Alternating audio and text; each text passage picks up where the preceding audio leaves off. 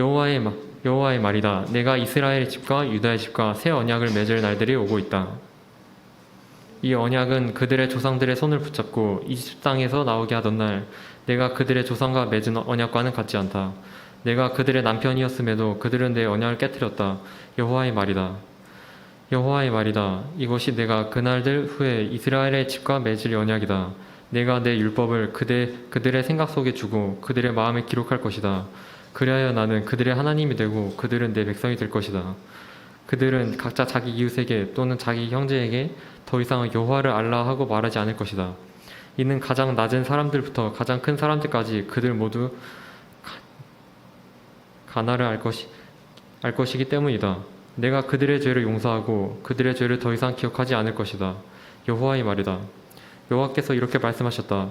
해를 낮의 빛으로 주고 달과 별을 밤의 빛으로 명하시고 바다를 흔들어 파도가 소리치게 하느니 그의 이름은 만군의 여호와다.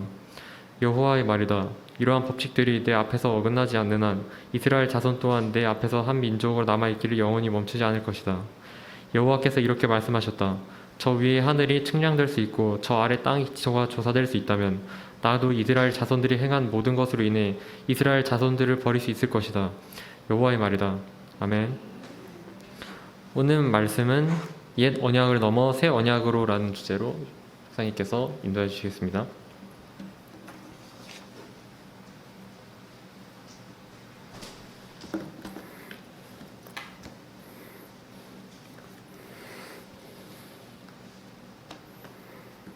네, 여러분 한 주 동안 잘 지냈습니까? 이제 날씨가 이제 제법 선선해졌어요. 그래서 원래 에어컨을 켰는데 이제 에어컨을 안 켜고 잠들 수 있는 그것도 계절이 온 것 같습니다. 또 한편으로는 또 이렇게 가을이 오고 나니까 좀 적적해지는 것도 있는 것 같아요. 벌써 한 해가 이렇게 슥 지나가는 것 같고 중간고사, 기말고사도 다가오고 또 이제 하루가 또 한 해가 또 지나가면은 한 학년이 또 올라가게 되죠. 그래서 지금 고2 친구들은 수능이 1년하고 한 300~400일 남은 시점에서 이제 마음이 또 어려울 텐데 또 400일 또 잘 끝나면 또 군대도 남아있고 취업도 남아있고 아직 넘어갈 산들이 많으니까 벌써 지치지 말고 우리 힘내도록 합시다.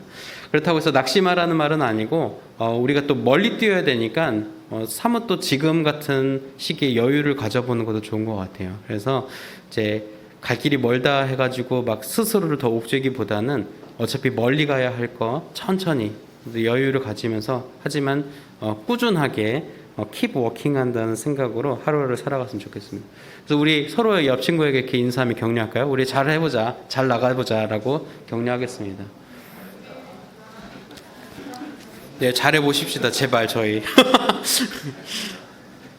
네, 오늘 이제 옛 언약을 넘어 새 언약으로라는 제목 하나의 말씀 나누도록 하겠습니다.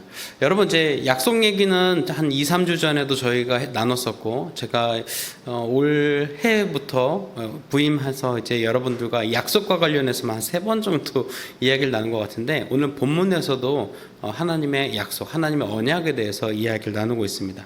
여러분 이제 약속하면은 보통 이제 친구들 사이에 약속, 뭐 연인 사이의 약속, 또 기업 간의 약속, 여러 약속들이 있지만 이제 사실 여러분들이 하는 약속 중에 가장 의미 있는 약속은 지금 뭐 여자친구, 남자친구 이런 거 상관없이 소중한 사람하고 한 약속은 굉장히 여러분들이 중요하게 생각을 할 거예요. 그래서 친구하고 어떤 만날 약속을 했다거나 뭘 같이 하기로 했던 약속이 있으면은 그것을 지키기 위해서 스케줄도 미리 생각하고 또 그 일자가 잡혀 있으면 그 일자에 맞게 뭐 옷을 고른다든지 준비를 한다든지 나름의 여러분들의 준비를 할 겁니다.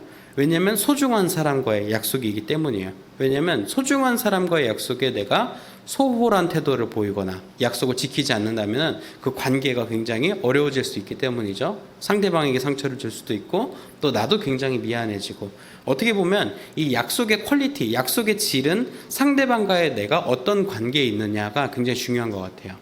그래서 여러분 사랑하는 사람이 생겼어요. 연인이 있다면 연인에게 약속을 할 때 굉장히 신중하게 약속하겠죠. 내가 지킬 수 없는 것, 내가 요구할 수 없는 것들을 감히 이제 약속을 하진 않겠죠. 왜냐하면 그 약속을 지키지 못했을 경우 그 관계에 이제 멀어지면서 오는 그 피해가 상당하기 때문에 아마 여러분들이 지금부터라도 소중한 사람과 약속을 지킬 때는 내가 지킬 수 있는 약속, 그리고 약속을 할 때부터 솔직해져야 돼요. 그건 좋은데 내가 그거는 못 지킬 것 같아서 이 정도로 내가 약속을 하겠다. 처음부터 이렇게 약속을 클리어하게 내가 지킬 수 있는 이제 한계를 잘 이해를 해서 하는 거 좋겠죠. 하지만 그렇다고 해서 날 스스로 또 옥죄할 필요는 없어요. 나 그거 못해. 그거는 난 못하지 라고 할 필요 없고, 약속을 위해서 노력을 하는 데 한계치를 잡아서 상대방도 얘가 약속의 진심이구나, 또 이 약속을 지키기 위해서 굉장히 노력하고 있구나 라는 것을 보여줄 필요가 있겠죠. 사랑하는 사람 사이의 약속은 그러합니다. 근데 이것이 이제 기업 간 어떤 문서화된 약속으로 가게 되면 이제 조금 이야기가 또 달라져요. 사랑하는 사람 혹은 친한 친구와의 약속이 어그러지게 되면 왜 그랬어? 막 그러지 말아야지라고 하고 끝날 수도 있어요. 조금 관계가 서먹서먹해지고 끝날 수 있지만, 기업 간의 어떤 사업 비즈니스 관계에 있어의 서면으로 된 약속은 지키지 않을 시에는 법적 책임을 물거나 금전적 책임을 물어야 됩니다. 뭐 이제 제 3호 이야기를 할게요. 제 3호가 이제 물류업을 한다 그랬죠. 이제 나라 간의 택배라고 보면 될 것 같아요. 지금은 이제 어떤 커스터머가 그제 프로덕트에서 이제 그 공장에서 소매를 거쳐서 물건을 받는 시스템이라면, 이제 공장에서 어떤 판매처로 가거나 공장에서 다른 공장으로 물건이 가는 건데, 이렇게 계약을 다 해놨어요. 그런데 예를 들어서 이건 실제로 있었던 일이기도 해요. 출발한 줄 알고 이제 도착 날이 됐어요. 도착 날이 돼서 인천 항구에 가서 딱 갔는데 짐이 컨테이너에 안 실려 있는 거예요. 이거 어떻게 된 거지? 하고 봤더니 아직 아랍에미리트에 3개월 전에 출발해야 될 컨테이너가 아직 거기 그대로 있는 거예요. 배가 이렇게 오려면 넉넉 잡아서 3주에서 3개월 정도, 왜냐면 항구를 정박하면서 오니까 3개월 정도 잡아야 되는데, 당장 오늘 들어오는 줄 알고 이 공장은 이 설비를 받아서 가동할 준비를 다 끝내놨는데 3개월 뒤에 올 수가 있는 걸 오늘 안 거예요. 우리는 준비를 다 해놨는데. 그렇죠? 그러니까 또 쉽게 예를 들면 새우깡을 이제 튀기려고 기름을 다 끓여놨어요. 이제 새우깡 원재료만 넣으면 되는데 새우깡 원재료가 3개월 뒤에 온다는 거예요. 기름 다 끓여놨는데. 그렇다고 3개월 동안 이 기름을 하면 이 기름이 상하게 되면서 못 만들게 되는 거죠. 그렇게 될 경우에는 서면상의 약속에 따라서 책임자를 묻는 거예요. 이게 제대로 이동했는지 모니터링을 잘 못하면은 너네가 책임을 진다. 뭐 이런 식으로 책임을 지는 거죠. 이런 막대한 피해가 발생할 수 있기 때문에 기업들이 약속을 서면으로 하고 이거를 이제 전담한 팀까지 있죠. 이 약속이 제대로 이행되는가. 또 약속이 만약에 우리가 못 지키게 됐으면은 이걸 최대한 피할 수 있는 방법을 마련하는 팀들이 기업마다 있을 정도로 이런 부분들은 굉장히 신중하게 결정돼야 되는 부분들이죠. 근데 이런 약속이라는 것을 물론 너무 거창했죠. 연인, 뭐 가족, 소중한 사람, 뭐 이제 기업 간, 뭐 이렇게까지 폭넓게 했는데, 여러분들이 사실 약속을 쉽게 접할 수 있는, 상식적으로 접할 수 있는 것은 저는 이제 음식을 주문할 때나 카페에 갔을 때라고 생각을 해요. 가령 예를 들면 커서가 혹시 PPT 위로 올라올 수 있을까요? 네, 감사합니다. 그래서 음식을 주문하러 왔어요. 이제 레스토랑에 가가지고 예약을 했죠. 몇 월 며칠 몇 시에 이렇게 한 사람 갈게요. 그래서 가서 예약을 해놓고, 그래서 뭘 주문하시겠어요? 그러니까 거기 A 세트 해주세요. 해서 갔어요. 그래서 A 세트를 주문해서 갔더니 C 세트가 나와 있는 거예요. 저 A 세트인데 왜 C 세트가 나와 있죠? 그러니까 여기 메모장에 C가 아니라 A였네요. 아이고 죄송합니다라고 하는 거죠. 여기서 만약에 이 종업원 혹은 여기 가게를 담당하는 매니저가 그냥 C 드세요. 뭐 거의 비슷해요. 라고 한다면은 태도가 바른 태도일까요? 아니죠. 분명 나는 이 사람과 예약을 할 때, 약속을 할 때 A 세트를 약속을 하고 내가 왔죠. 하지만 C가 준비됐으니까 C를 먹으라고 하는 거는, 물론 한국 사람들이 정이 많아서 그런 경우도 있어요. 그냥 C 주세요, 먹을게요 라고 할 수도 있는데, 원래대로라면 C를 걷어가고 A를 다시 내놔야 되는 거죠. 다시 그게 약속입니다. 그걸 믿고 내가 주문을 한 거고요. 약속은 그런 거예요. 카페 가서도 음료할 때도 마찬가지예요. 아이스 아메리카노 주세요 했는데 따뜻한 아메리카노가 나왔어요. 그러면 이제 한국 사람도, 저 같은 사람도 정이 많아서 괜찮아요. 뭐 뜨거운 것도 괜찮아고 뭐 먹을 수 있겠지만, 원래는 그게 약속이 아니죠. 나는 분명히 아이스를 주문했으니까 이 사람이 이제 아이스를 가져와야 되는 거죠. 원래대로라면 그 따뜻한 거에 얼음 넣어서 주면은 묽어지니까 그것도 안 되죠. 그걸 걷어가고 시원한 거를 가져와야 되는 겁니다. 이건 너무 심플하지만 예를 들어서 나 오레오 맥플러리를 주문했어요. 맥도날드에서. 근데 치킨 너겟이 나왔어요. 게이득 하면서 먹을 건 아니죠. 나는 오레오 맥플러리를 먹으려고 했다고요. 그래서 치킨 너겟이 아니라 맥플러리를 주세요라고 요구할 수 있고, 그건 우리의 권리라는 거죠. 그것은 나는 이제 고객으로서의 약속을 했고, 나는 돈을 내겠다. 네가 그걸 주면 난 돈을 주겠다고 약속을 하면서 주문을 하는 거고, 그 사람은 네가 주문한 거를 내가 만들어 줄 테니까 너는 돈을 내게 달라라는 무언의 약속이 주문하는 동시에 발동을 하는 거죠. 그대로 이행되지 않으면 여기는 제대로 된 상품을 만들어야 되고, 나는 그거에 응당하는 금액과 서비스를 요구할 권리가 나한테 발동하게 되는 거죠. 이렇게 우리 일상생활을 디테일한 작은 부분까지 보면 다 약속이에요. 물론 여러분들이 약속을 얼마나 잘 지키는지 모르겠어요. 약속 그거 안 지켜도 되지 뭐, 좀 늦어도 되지 뭐라고 생각하는 수도 있지만, 적어도 우리가 경제 활동을 할 때 혹은 친구의 어떤 스케줄을 잡을 때는 신중하면서도 그에 마땅한 약속의 권한을 내가 행사하길 기대하고 있다는 거죠. 근데 이 여러 가지 이러한 약속들이지만, 이 약속들이 이제 이행되지 않았을 때, 특별히 여러분들이 이제 피해자 입장에서 생각을 해볼게요. 내 친구랑 혹은 어떤 그 가게에서 내가 어떤 물건을 주문했는데 다른 게 왔어요. 그렇게 되면 우리의 마음은 어떨까요? 여러분들이 이제 옷가게에서 이렇게 온라인 쇼핑몰에서 옷을 주문했어요. 이렇게 운동화를 주문했는데 한 짝밖에 안 왔어요. 그럼 마음이 어떻겠어요? 뭐 어쩔 수 없지 뭐 한 발로 이렇게 다녀야겠다라고 하진 않잖아요. 나머지 한 짝 주세요 이 양반들아 그러면서 막 전화하고 막 게시판에 글 쓰고 그럴 거 아니에요. 근데 또 역으로 생각해 보세요. 여러분들이 그런 피해를 줬을 때 여러분 어떤 태도를 보여야 될 거예요? 그거 뭐 한 짝 좀 이따 보내드릴게요. 뭘 그런 거 가지고 그러세요. 뭐 그렇진 않을 거 아니에요. 죄송합니다 그럴 거 아니에요.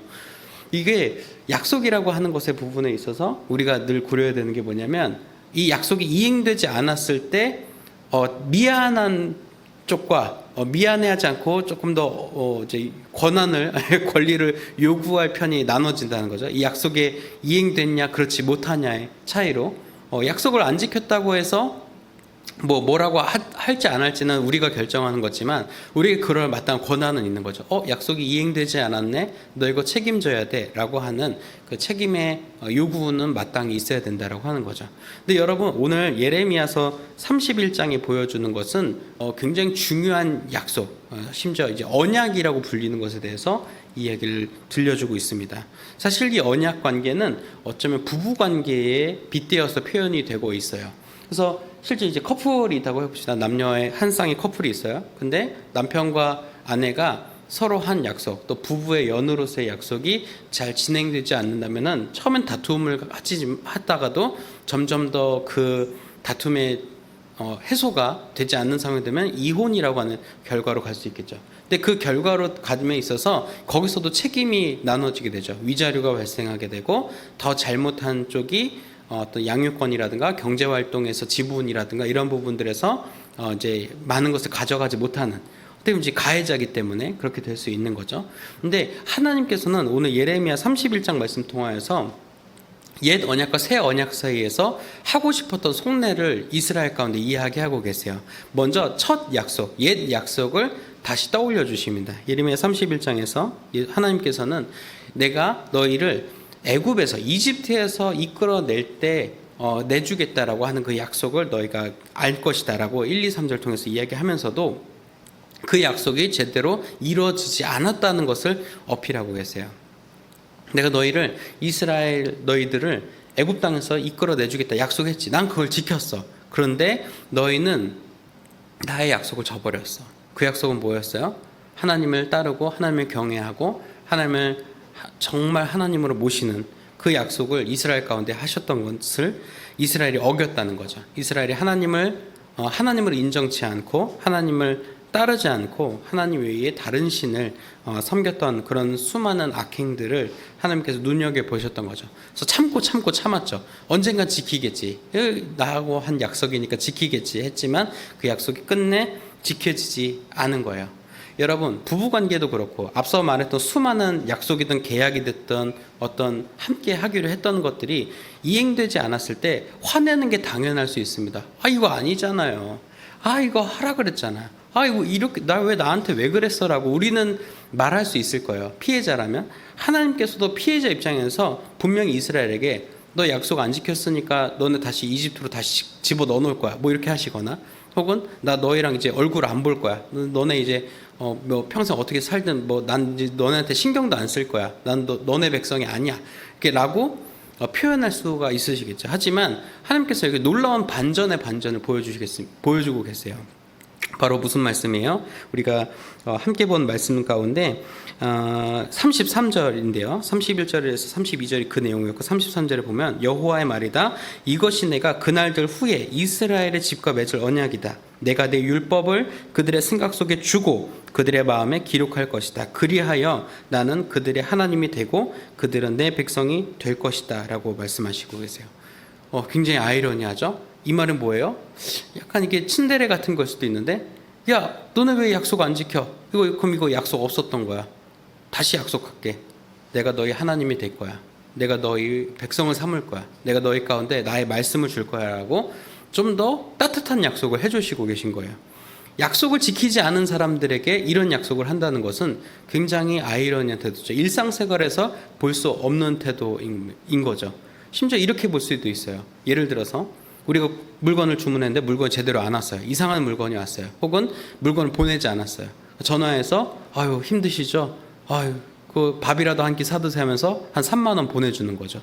말도 안 되는 거죠. 이 판매자 입장에서 이게 뭐지? 라고 생각할 수 있어요. 보이스피싱인가 막 생각할 수도 있지만 오히려 그것에 상응할 정도로 약속을 안 지킨 건 난데 오히려 더 따뜻함으로 더 나를 향한 견고한 신뢰, 확고한 믿음으로 나에게 나와주시는 이러한 약속은 차마 약속을 어긴 입장에선 굉장히 받아들이기 어려울지도 모르겠어요.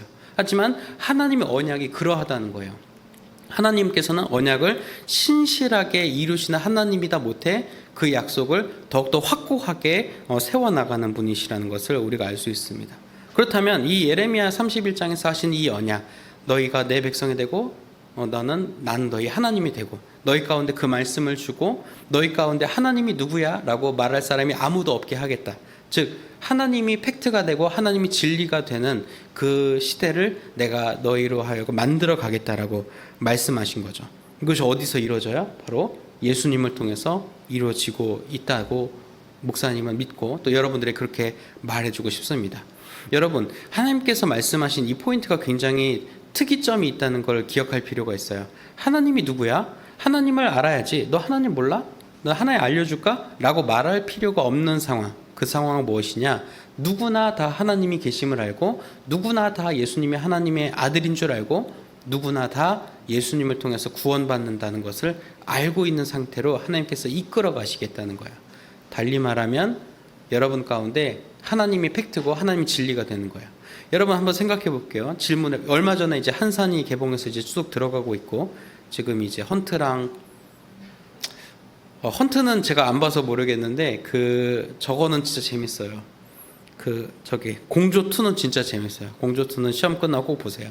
그래서 저 영화 얘기로 빠져서 죄송해요.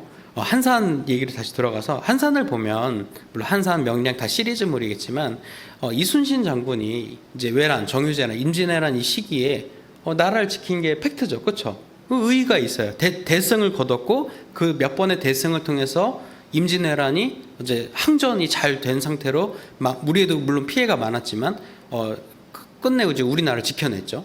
지킬 수 있었던 게 팩트예요, 팩트, 그렇죠? 그래서 이순신 장군은 위대한 장군이라는 것도 팩트고 이순신 장군 덕분에 우리나라가 조선이 그래도 건재했다라는 것을 우리가 진리로 알고 있어요. 역사적 팩트고 사실이니까. 근데 그래서 야 이순신 장군이 어디 있어? 이순신 장군이 역사에 없었어라고 말하는 사람은 잘 돌봐주려고 하겠죠. 에휴 저 불쌍한 녀석. 그러면서 야 이순신 때문에 이긴 게 아니라 명나라 때문에 이긴 거야라고 하면은 또 잘 돌봐주려고 그러고 그럴 거 아니에요. 근데 예수님의 이야기도 마찬가지예요. 야 예수님이 어디 있어? 하나님이 어디 계셔라고 말하는 사람이 지금 우리 가운데 있지만 하나님께서 그 언약 가운데 우리 가운데 두신 계획 가운데 어디로 이끌고 가세요? 하나님이 누구나 알고 누구나 하나님을 인정하고 누구나 하나님을 알고 있는 그 세상을 하나님께서 이끌어 가시겠다라고 우리에게 말씀하신 거예요. 근데 그 세상이 이렇게 보면 그 세상으로 과연 가고 있나? 하나님이 누군지 다 아는, 하나님을 누구나 다 믿는, 예수님을 누구나 다 인정하는 그 시대로 우리가 가고 있나 생각해 보면은 사실 썩 그렇진 않아요. 왠지 우리 혼자만 믿고 있는 것 같고 여기 있는 우리 친구들 외에는 아무도 안 믿는 것 같은 그러한 모습 속에 살고 있을지 모르겠어요. 그래서 목사님도 늘 이제 힘들게 얘기하지만 믿음을 지키자, 우리 신앙생활 해나가자라고 말하지만 사실 신앙생활 해나가기 어려워요. 믿음을 지키기 어렵습니다. 이거 어쩔 수 없어요. 그래서 목사님도 에이, 그 믿음 지키면서 살아가지라고 자신 있게 얘기하고 싶지만 한편으로는 격려의 마음을 같이 담아서 얘기를 하는 거죠. 그래서 만약에 목사님도 그래요. 목사님도 목사가 아니라면, 그리고 이제 믿음의 친구들이 주변에 아무도 없고 또 교회에 가도 이렇게 맨날 졸린 말만 듣고 목사님도 막 그 이제 별로 이렇게 뭐랄까 나랑 이제 교류가 없고 막 그렇게 느낀다면은 내가 과연 신앙을 지킬 이유가 있을까? 그걸 찾게 될 것 같아요. 질문을 하게 된다는 거죠. 그래서 그리고 이제 여러분들 특별히 또 학교 가운데 있잖아요. 물론 입시 혹은 취업, 진로 이런 걸로 고민도 많이 할 수도 있고 뭐 그런 거에 상관없이 내 게임 아이템은 뭐가 나올까 이런 거에 고민하는 친구들도 있겠지만 그 모든 질문들, 우리 주변을 둘러싸고 있는 수많은 질문들 속에서 우리 믿음에 관련된 질문을 주는 사람 혹은 주는 사건이나 이벤트가 우리 가운데 없다고 느껴질 수 있다는 거죠. 그렇기 때문에 어떻게 보면 이거 신앙생활 해도 되는 걸까? 이거 믿음을 가져도 되는 걸까? 예수님이 계시기는 한 걸까? 라고 하는 우리의 질문들이 우리 가운데 계속 뿜어져 나온다는 거죠. 근데 이것이 조금 더 장기화가 되면 문제가 심각해져요. 어떤 문제에 부딪히게 되냐? 이 사회는 여러분들에게 수많은 이슈들과 이야기들로 여러분들을 자존감을 갉아먹을 겁니다. 계속 갉아낼 거예요. 야, 너 왜 그거밖에 못하냐? 너 그거 제대로 사는 거 아니야? 너 드라마를 봐, 유튜브를 봐, 인스타그램을 봐. 행복한 사람이 이렇게 많은데 너 왜 이렇게 초라하게 사냐라고 우리를 계속 초라하게 만들고 비참하게 만들고 굉장히 우리 스스로를 옥죄게 만들 거예요. 마치 노력을 해야 되고 내가 부족해서인 것 같고 내가 이상한 집에서 태어난 것 같고 내가 뭔가 잘못 살고 있고 젊었을 때 판단을 잘못했던 것 같고 수많은 우리의 많은 생각들을 자극해 나가면서 결국 우리를 어디로 가져가냐? 죽음이라고 하는 것을 스스로 선택하게 만들거나 사회적인 죽음이라고 하죠. 우리 스스로가 사회에서 무가치하고 무효용한 사람으로 만들어가는 것이 우리를 둘러싼 수많은 사건, 사고들이에요. 그리고 저는 분명하게 말하고 싶은 것은 그것이 바로 사단이 이 사회를 통해서 여러분들을 옥죄는 방법이에요.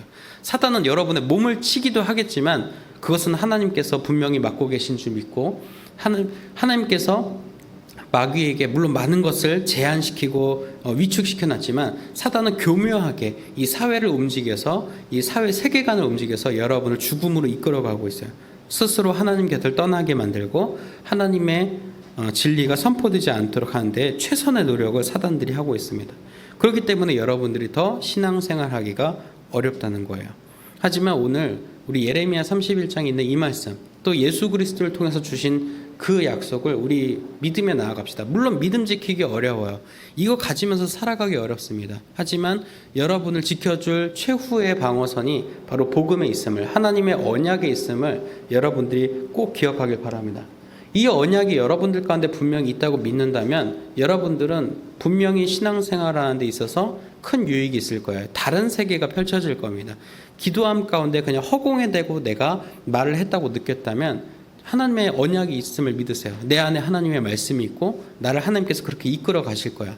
그렇게 될 때 여러분의 기도는 그전에 기도하는 다른 기도가 될 겁니다.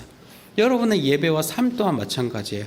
내 삶이 그냥 주일에만 하나님 앞에 서 있는 것 같지만 세상 속을 살아가면서는 하나님과 상관없는 것처럼 살아간다고 느낄지 모르겠어요. 하지만 이 언약이 우리 가운데 있음을 믿는다면 우리의 삶은 분명히 하나님과 함께 있게 될 것입니다. 그리고 우리가 행하는 모든 것, 말하는 모든 것, 바라보는 모든 것들이 하나님의 언약 안에 있음을 우리는 발견하게 될 것입니다. 그래서 하나님의 언약이 이렇게 선포되어져 있어요. 세상 가운데 하나님을 모르는 사람이 없을 것이다 라고 이렇게 언약이 있죠. 물론 하나님께서는 그 언약을 신실하게 이루어 가실 겁니다. 하지만 하나님은 그 언약을 그렇게 이끌어가지 않으세요. 이제 될 거야, 걱정하지 마 라고 언약을 이끌어 가시는 게 아니라 바로 여러분 한 사람 한 사람을 통해서 그 언약을 이뤄 가신다는 것을 우리는 또한 기억해야 됩니다. 여러분이 하나님을 믿는 사람으로서, 예수 그리스도를 따르는 사람으로서 어떻게 살아가는지가 그 언약 밖에 있는 사람들에게는 언약을 보여주는 유일한 통로예요. 누가 세상 사람들이 성경을 봅니까? 누가 세상 사람들이 길거리에서 전도하시는 분들의 전도지를 유심히 읽어봅니까? 그러지 않는다면 여러분이 살아있는 자체가 하나님의 언약을 보여주고 그 언약이 어떻게 이루어지는가를 보여주는 단초라 볼 수 있어요. 그래서 여러분들은 어떻게 보면은 막중한 책임감을 갖고 있는 거죠. 잘 살아야 가는 것을 떠나서 아름답게 살아야 돼요. 멋지게 살아가는 것을 떠나서 진실되게 살아야 되는 거예요. 그것이 바로 하나님의 언약을 따르는 자의 삶이고 그 언약 안에 있는 사람들의 분명한 모습이 될 것입니다. 말씀을 정리하면 하나님의 약속은 이미 선포되어졌어요. 하나님의 역사는 이미 시작되었고 하나님의 계획은 지금도 진행 중이에요. 근데 그것을 직시하지 못하고 살아가면 아무 상관이 없는 인생이겠죠. 하지만 그런 계획 가운데 우리가 있고 그러한 약속이 실현될 것을 우리는 반드시 믿는다면 우리는 그 약속 안에서 이제 살 수가 있는 겁니다. 조금 더 자신 있게, 조금 더 당당하게, 조금 더 아름답고 조금 더 진실되게 우리는 살아갈 수 있는 거죠. 그래서 저는 여러분들에게 한 가지 단어를 도전을 주고 싶어요. 여러분들이 이 단어를 그전까지 어떻게 생각했을지 모르겠지만 버팀이라고 하는 단어가 있죠. 이제 직장인들 사이에서 존버 정신 이런 것도 많이 하는데 이제 버틴다는 뜻이죠. 여기서 이 자리를 지킨다는 거예요. 버팀. 근데 그 버팀을 영어로 하면 힘이 되겠죠. 하지만 하나님에게는 거기에 뭐가 있어요? 하나님에게는 약속이 있어. 하나님에게는 계획이 있어. 하나님에게는 신실하심이 있어. 내가 버틸 수 있는 원동력은 하나님에게서부터 와야 한다는 거죠. 여러분 버텨냅시다. 그런 의미에서 버티고서 우리 인생이 정말 버팀을 보여주는, 우리 신앙인으로서 버팀도 보여주지만 하지만 하나님께는 무언가 특별한 계획이 있으시고 하지만 하나님께서는 이 역사를 이끌어가고 계시고 하지만 하나님께서는 이 세상을 이끌어가고 계시는 그 믿음이 우리 가운데 있으면 좋겠습니다. 그래서 오늘 옛 언약에서 새 언약, 그 새 언약은 바로 버팀에 있음을 우리가 꼭 기억하면서 우리 살아가는 이 세상을 신실한 하나님의 약속, 그 이루어져가는 것을 바라보는 인생 되게 해달라고 우리 축복드리면서 우리 함께 드리는 기도 함께 고백하고 말씀 마무리하도록 하겠습니다. 함께 기도합니다. 우리와 언약을 맺으시고 그 언약을 이루어가시는 하나님 아버지, 오늘 말씀을 통해 하나님께서는 우리와 맺은 언약을 반드시 이루시는 신실하신 하나님이신 발견합니다. 하나님의 언약을 신뢰하고 날마다 하나님의 말씀을 따라가는 자녀들이 되도록 인도해 주세요. 예수님의 이름으로 기도드립니다. 아멘. 이 마음 간직하면서 우리 주는 완전합니다. 함께 찬양하겠습니다. 우리 신실하신 주님 찬양하 나가겠습니다.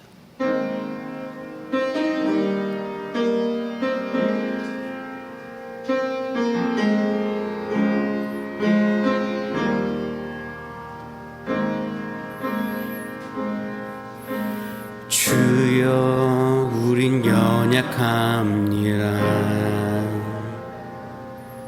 우린 오늘을 힘겨워합니다.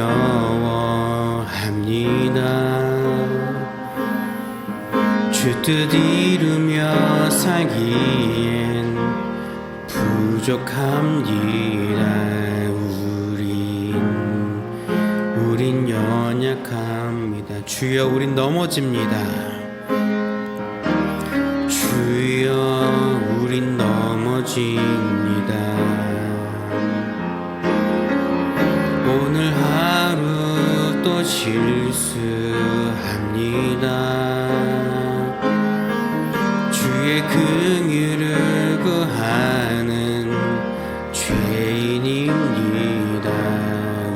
우린 주만 바라봅니다. 한없는 주님의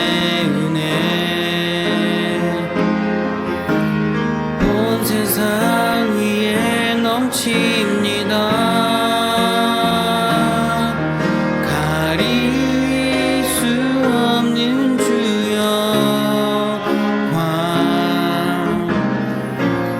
온 땅 위에 충만합니다. 주님만 이기리오니 우린 그 길 따라갑니다. 기나에 우리를 이루시 주는 완전합니다. 한없는 주님의 은혜, 한없는 주님의 은혜, 온 세상 위에 넘칩니다. 가릴 수 없는 주 영광, 온 땅 위에 충만합니다. 주님만 이기리오니 우린 그 길 따라갑니다. 그날에 우리를 이루시 주는 완전합니다. 하나님 감사합니다. 우리에게 버틸 수 있는 은혜를 주시고 하나님께서 이 역사를 이끌어가고 계심을 바라보게 하시니 감사합니다. 우리가 그 은혜 기억하며 세상을 살아가는 힘과 용기와 담력을 얻는 시간 되게 하여 주옵소서. 오늘 주신 은혜를 기억하며 우리 삶의 소득의 일부를 구별하여 하나님께 기쁜 마음으로 드립니다. 하나님 이 예물 기쁘게 받아주시고 하나님 나라 복음이 선포되어지고 완전하신 하나님의 섭리가 이 세상 가운데 이루어지는 데 사용되게 하여 주옵소서. 오늘 예물과 함께 저희의 간절한 제목들 함께 또 내려놓습니다. 하나의 제목들 하나하나 살피시고 주님께서 주님의 때에 주님의 방법으로 응답하여 주실 줄 믿습니다. 또 오늘 예물 드리지 못한 손길과 함께하지 못한 마음 위에도 동일한 은혜와 복을 허락하여 주실 줄 믿으며 우리 주님 예수님 이름으로 봉헌 기도드립니다. 아멘.